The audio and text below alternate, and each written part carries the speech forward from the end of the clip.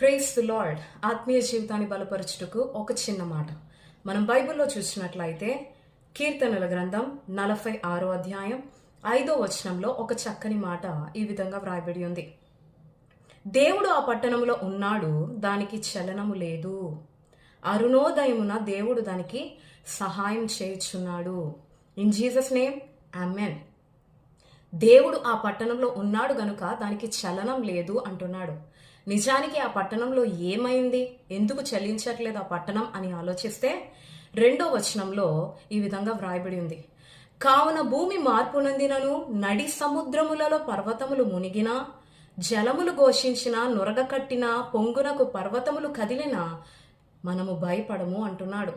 ఆ పట్టణంలో భూమి మార్పు పొందిందంట, నడి సముద్రము పర్వతములు మునిగిపోయాయంట, నడి సముద్రములలో పర్వతములు మునిగిపోయాయంట, జలములు ఘోషించాయంట, నొరగ కట్టిందంట.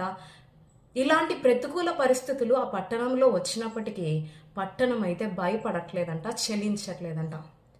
ప్రియదేవుని బిడ్డ, ఈ పట్టణం దేనికి సాదృశ్యంగా ఉంది అంటే మానవులమైన మనకి సాదృశ్యంగా ఉంది.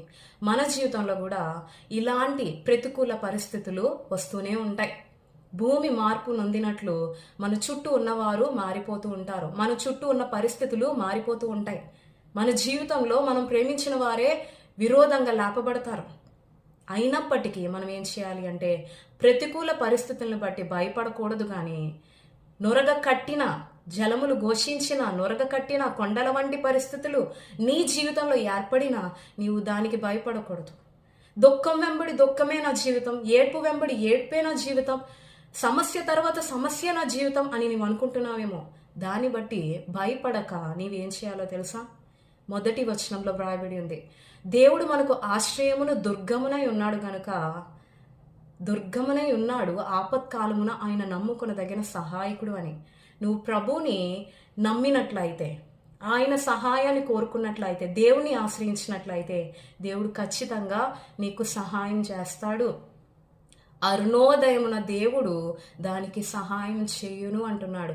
అరుణోదయమున దేవుడు నీకు సహాయం చేస్తాడు. కాబట్టి నువ్వు భయపడొద్దు.